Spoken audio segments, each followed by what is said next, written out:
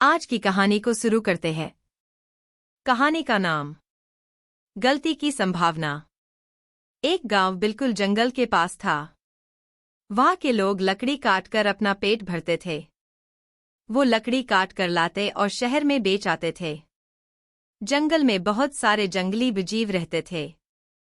वहां के लोग जब लकड़ी काटने के लिए जाते तो बहुत बार वो जंगली जानवरों का शिकार बन जाते। इन सब से बचने के लिए उन्होंने पेड़ पर चढ़ना सीखा। वो हर रोज पेड़ पर चढ़ने की कोशिश करते। कभी चढ़ने में कभी सफल हो जाते तो कभी गिर जाते। उस गांव में एक बाबा रहते थे जो इस काम में माहिर थे। सभी उनके पास गए और वो सिखाने के लिए मान गए।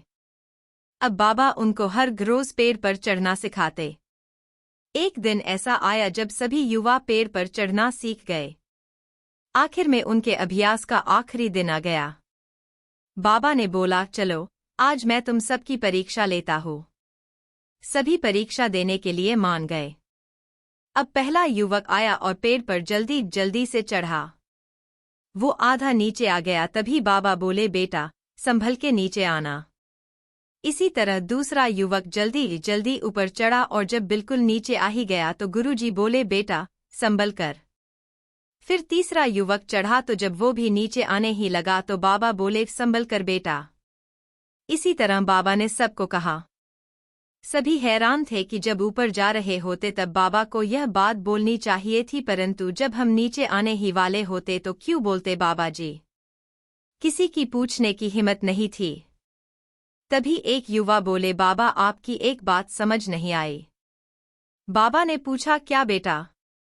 युवा बोला, बाबा जब हम पेड़ से नीचे उतरने वाले होते आप तब बोलते संभल कर उतरना, जबकि वहां तो हम आराम से नीचे आ सकते।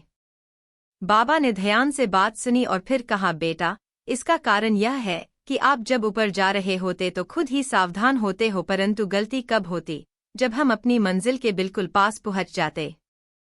उस समय आप बेफिक्र हो जाते कि अब तो कोई रिस्क ही नहीं, जबकि रिस्क उसी समय होता। सभी बाबा की बात से सहमत थे।